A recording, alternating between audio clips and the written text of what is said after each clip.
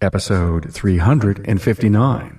This has been an adventure for me, and I've gone through so many changes. I've had so many experiences that have really opened my eyes to the business side of things, which makes me even more excited and more fueled to keep going because it's not just the cars anymore. I got the world at my fingertips, you know?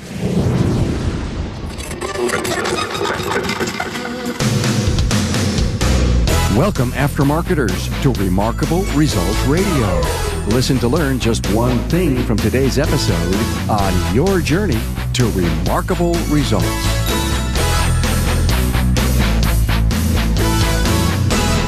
Hi, Carm Capriato here, and welcome to Remarkable Results Radio. Question: have you lost your enthusiasm to push forward, to reinvent yourself, to deal with changes in how business gets done today?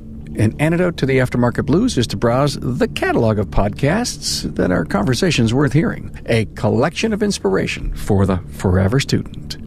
Hey, a shout out to new Facebook friends Todd Black and George Devine. I'd so much appreciate your connection. Find them at remarkableresults.biz/social.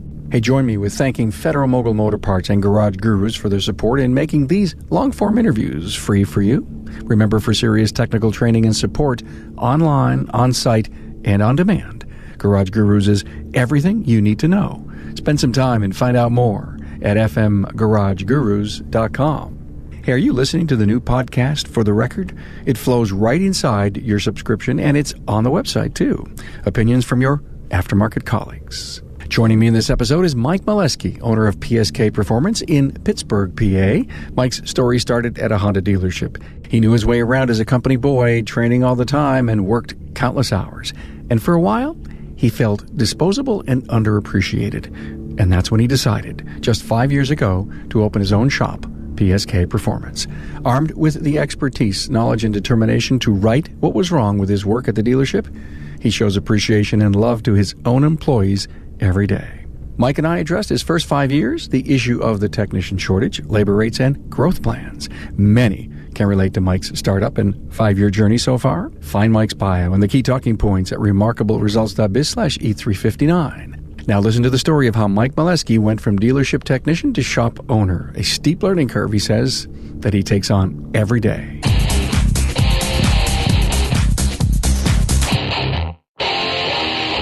A warm welcome to Mike Maleski, PSK Performance, Pittsburgh, Pennsylvania. Hey, Mike. Hey, how you doing?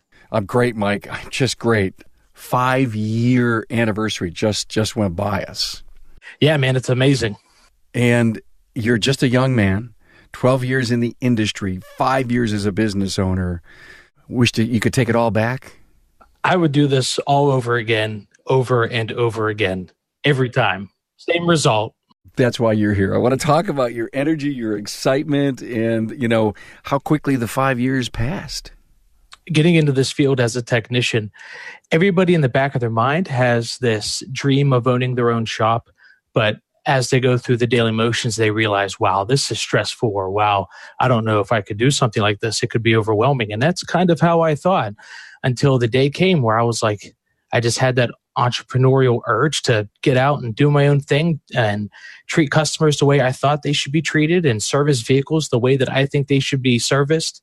And this just blew up for me. I was a technician. I was not a business owner. I didn't go to business school, but this has been an adventure for me. And I've gone through so many changes. I've had so many experiences that have really opened my eyes to the business side of things, which makes me even more excited and more fueled to keep going because it's not just the cars anymore. I got the world at my fingertips, Were you really nervous to leave a steady paycheck? More than anything. Luckily, at the time, I wasn't married. I didn't have any kids, and I didn't have a lot of roots that made me have to kind of reevaluate the major life change I would make. So it was easier for me to go for it. So it was in your gut. You knew you wanted to do this. You had to prove to the world that your methodology of running a shop was there, and you just dove into the deep end of the pool. Yeah, absolutely. I'd put in my notice at my job, and I went for it, and I didn't know what was going to come of it. So I just knew I had to keep working and make it happen. Mike, did you realize the dedication it was going to take of your bandwidth, brain power, time to really be the CEO of your business? No, but I tell you what, I'm learning about it every day. Have you reached out to a business coach yet at your young area here in business? I have not reached out to an actual coach, but mentors every day. Okay. So you built yourself a network. I think you're telling me that a network of like-minded entrepreneurs like you. Oh, for sure. Yeah. In terms of business and on the technical side of things, all those amazing people I met at Vision come in handy. In fact, I was just talking to a group of guys. A lot of them are the trained by techs that you know very well. And whenever I had a business question or I was making a business move, I just reached out to the group and we're all talking on this large chat, and I'm getting feedback from all kinds of different techs, all kind of different people in the business, different years of experience from all over the country. I couldn't ask for anything more. You know, when I look at Pittsburgh, Pennsylvania, I just recently interviewed Paul Danner, obviously from the same area. You know Paul? Oh, yeah, very well. Very well. Great guy. Any connection to Rosedale College, you and him? Oh, yeah. Yeah, absolutely. I went to Rosedale, and he was my engine performance and electrical instructor. And we became friends in school. And I kept in touch with him ever since. There's times where I actually go back into the school and talk with the students about diagnostics and its importance in the industry today. And I stay as connected to the school as an alumni as I can. How cool is that? Encouraging. Wow, great. When you think back to the 5 years, anything you are totally amazed about that you accomplished and you never thought you would? Well, to be honest, when I opened this place, I was open in the evenings after my main job, and I was by myself. Now I have 3 other employees, and this business, this vision, helps pay for the lives of those people, and sometimes heavy lies the crown when you have to make your business decisions and realize that it's not just about you anymore. Even though it's hard enough to do it that way, you have to consider the futures of these people that now work for you and give you so much of their time and energy and effort. I've had to learn a few new things because now I have to help take care of those people, and every decision I make is now multiplied when it comes to thinking of the effect that decision will have, down to what days I want to be open, the type of vehicle we work on, whatever the case may be. It can be overwhelming at times. I won't lie to you. What are you working on? Euro, Asian? What's your specialty? The specialty here at PSK is primarily European, because there aren't many other shops in the area that can take on the task of the European vehicles, or they're undertrained or under-equipped to handle them. So we do a lot of VW, Audi, Porsche, Mercedes, BMW here. But I was a Honda guy for many years, so I still take in the Japanese vehicles as well. So you came from the Honda dealership, I believe. Yes, sir. Wow. And were you really happy and content doing what you were doing? When I started working for Honda, I was a real company boy. I spent months and months at Honda training facilities getting my Gold Star certifications with Honda. And I gave them everything that I had. When I was an employee for someone else, they got everything I could give them because that's what they deserved, right? Mm-hmm. And I did all the training. I did all the work. I took on the hard jobs. I took on the hard to diagnose jobs. Those blood, sweat, and tears, and again, that effort that you give to your employer, I didn't feel like I was being appreciated at some points. And that's what drove me to say, hey, I don't know if I want to go through this again at another shop, and then that's where the itch came about opening my own business, doing things my own way, and not, I would get results directly correlated to my actions and my decisions. I could spend days and days and hours training and studying for them, and then being the highest certified technician in the dealership, being one of a handful of natural gas Honda certified technicians in the entire state of Pennsylvania. But in the end, you were disposable. Did that scar that you've just described to me mark you to treat your people the right way, or at least differently? 100%, Carm. I show my appreciation on a daily basis when it comes to the things I say, when it comes to the pay scale, everybody is appreciated, and I make them aware that I love and appreciate everything that they do, the hard work. It's 95 degrees today here in Pittsburgh, and techs are out there sweating right now. So what do? Freeze pops and Gatorade for everybody. Yeah, boy. I'm talking with Mike Zralik, a technical product specialist with Federal Mogul Motor Parts. So you have this van, and it's the Guru on the Go van, and it's all nicely decked out, and you drop by for lunches and learns.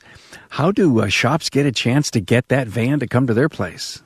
Well, they can, of course, call into our Guru hotline and request it. They can talk to their parts distributor, and through that channel, we can go out and do some training, or even with us out in the field. If they see us, we do various warehouse distributor type shows, many different events. We're out there everywhere. Just come by and ask, and we'll be more than happy to come by. Hey, Mike, if I said you were a champion for Federal Mogul Motor Parts, would I be right? You betcha. So give me an example. I live, eat, breathe Federal Mogul on a daily basis. Growing up, being in the racing industry, I knew a lot about Moog. I loved Moog. Felpro, same thing. To go out and be able to talk about a company this big, this strong, it makes me happy every single day. Yeah, I'm so excited to do it on a day in and day out basis. What are technicians saying after you're done with your presentation? When can you come back? They want more day in and day out. They want more, and you have more to give. You've got so many key product lines in the industry. Oh, we have a ton of product lines and a ton of training that's available, with those product lines and on a technical side too. How dazzled are the techs to see that compression-loaded ball joint with the pre-installed integral dust boot? They come unglued. They are so excited about that because less frustrations. They've been dealing with issues in the field of damaging that boot during installation, and it makes it so much easier to put in. And it's a beautiful piece. Federal Mogul Motor Parts' Garage Gurus is your go-to source for the vehicle training, technology, and answers you need to keep your next job on track. On-site, online, or on demand, the Gurus are here to help keep your business and your career on the road to success. Visit fmgarageguru.com.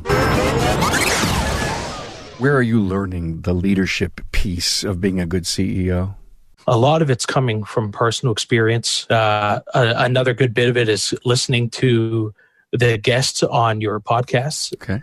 And on your your Town Hall Academy. Yeah, absolutely. Listening to these people that have been in this field and running businesses as long as I've been alive is a major help to me as an owner, because you're reading a little bit of that person's book and they're talking about the key aspects. Yeah.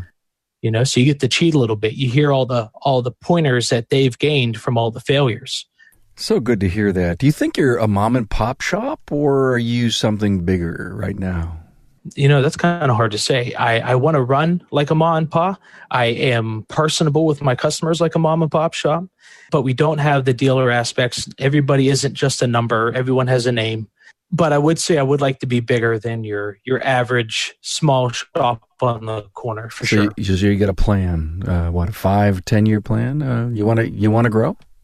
Oh, absolutely. If you're not growing and you're stagnant, what are you doing? So there is a plan. There is a plan to grow this facility. There's a plan to grow our staff. And then there is a plan to add another facility in the 10-year range onto the other side of town, because Pittsburgh is basically divided into the four cardinal directions of the north, east, south, and west. And the north side of our city has a lot of European clientele, and they all drive over here to us. And we hear about that from time to time. So in my mind, as of late, I've been thinking it could be beneficial to have another shop about 5 to 10 miles away on the other side of the city. Another location would probably flourish over there. And that is what's on the list of things to do, let me tell you. Yeah, you're so right. I've been to Pittsburgh a bunch of times, and you talk about the hills dividing, the communities out there and the rivers, and it's a beautiful place, but hard to go from here to there. It is what you would call, in many states, some flat states, 10 miles is nothing. Going 60 miles to Walmart is nothing. But in Pittsburgh, 10 miles can mean 45 minutes to an hour sometimes. Up and down and around. That's right. Is one of your strategies for growth to having a digital vehicle inspection plan program?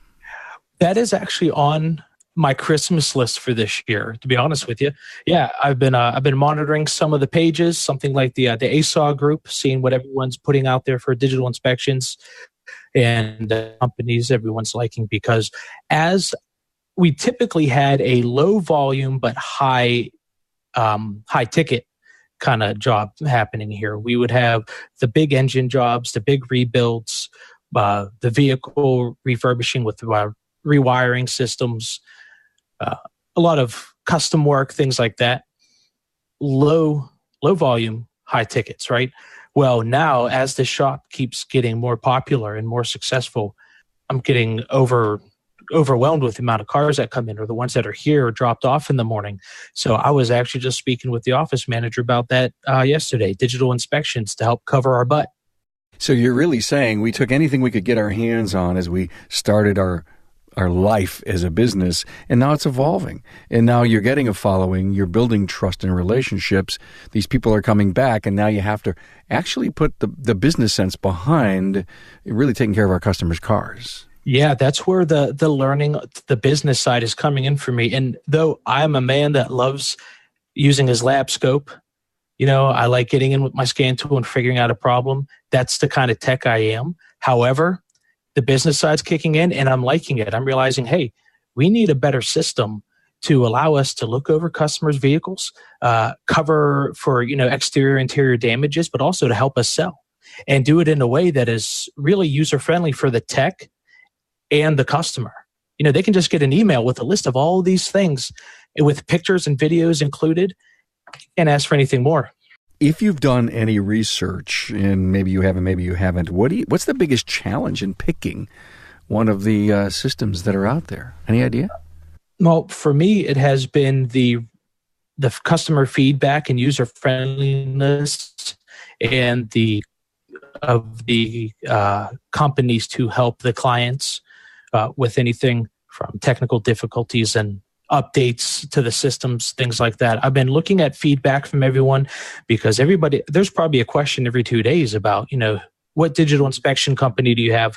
And then it's down to what tablets do you need? Do I go to Best Buy? Do they supply the tablets, et cetera, et cetera? That's kind of what I've been soaking in for right now. Who's the easiest to use? There's enough stress in the day-to-day workings of a shop. I want my digital inspection system to work for me. Hey, you doing any hybrid repairs? Yeah, I was trained and certified in hybrid when I worked for Honda, so I was very comfortable with in learning the other brands as well, and the way that their systems are set up, how they operate, safety features, etc. So yeah, hybrid's in the game. Excellent. Okay, you're a young guy. Oh, by the way, I love what you said. You're a tech, and you're appreciating more of what it takes to be the owner and the entrepreneur. Have you ever heard of the book, The E-Myth? I have heard of it on your show and on the ASAW group, but I have yet to read it or listen to it. Well, every listener who's listening to this is yelling through their speaker saying, Mike, go to Amazon, get it, and ship it in 2 days and start reading that book. You've got so much great success going on right now. I think the E-Myth will really help you start making incredible decisions on systems and scaling and preparing yourself someday for succession or sale. Did that ever come through your mind as such a young person in business that someday I need to do everything right so that I can get out? Yeah, the exit strategy is something that you have to think about early to prepare for sure. And I think primarily, now this is the young drive in me, I want to build this company and this brand that I've created to as big as I can get it. I want this company to be as big as it can be in all the right ways and have an overwhelming feeling of success for me personally before I say, hey, I'm ready to pass the buck. Young guy, 5 years in business. What have you done with your labor rates? Have you, so many times I interview people, and business coaches say, well, one of the first things we did is we helped the guy increase his labor rates. Have you done any of that? Oh yeah, and that was also in thanks to your show and all of the guests that have been on it. What I've done is, when I first opened, I was X amount. Now the cost per hour I know is irrelevant because it's different in different areas, but let's just say that I'm almost double of what I opened at 5 years ago. Did you do math, or did you just go with gut? It was a lot of it was gut. Now, when it comes to my parts was a little bit of math. To be fair for everybody, I had to use a matrix that would absolutely make it fair and just for everyone, because we know that the internet is really kicking the brick and mortar stores butt when it comes to parts pricing. So customers are always on edge about your parts pricing because they can go to Amazon and buy it for X amount. So what's your overall parts margin? You willing to share? Typically we stick around 45% markup on nearly everything.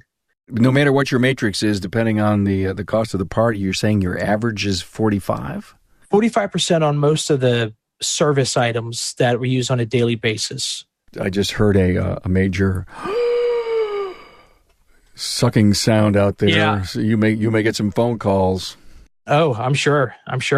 It'll be, what are you doing? You're not charging enough. You know what?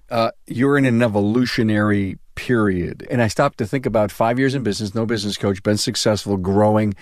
I just love everything I hear. I love your passion. And I don't want to say that you can't afford a business coach, but are you driving KPIs? Are you working with yourself doing that?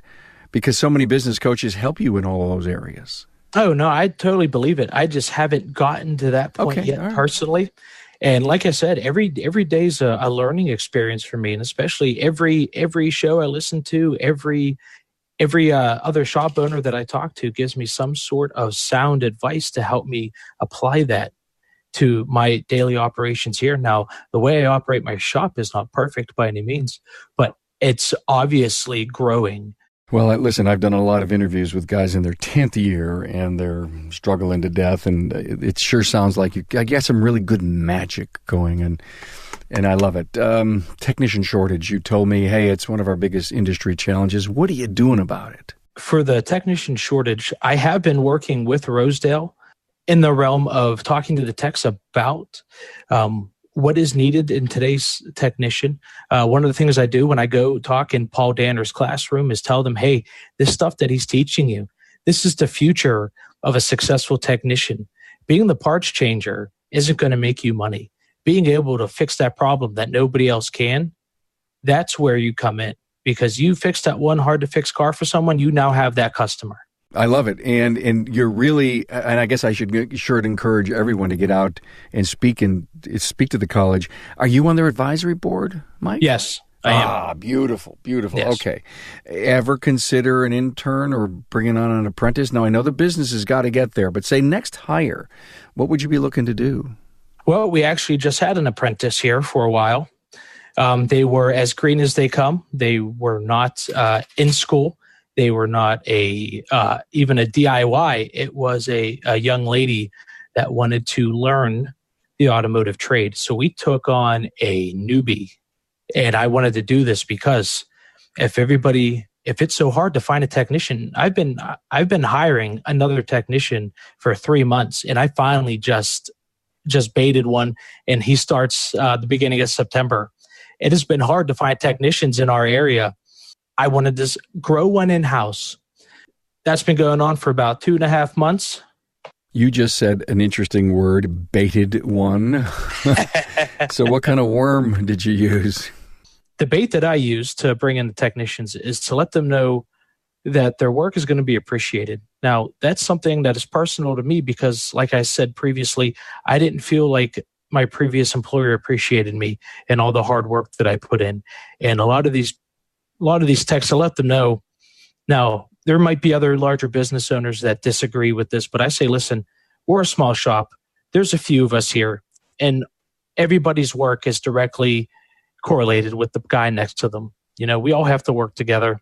So I want you to perform the best that you can perform for us. I want to support you the best that I can support you. So all the work gets done in a timely manner, that everybody's safe, happy, content.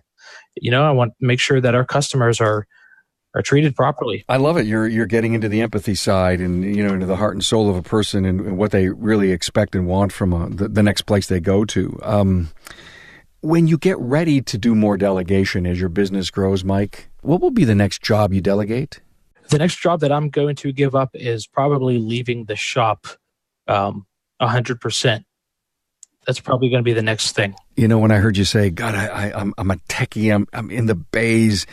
So many people tell me that when, it is, technician, bays, counter, office. Would you ever push yourself to the counter or leap over that? Is someone actually service writing, or are you doing that too?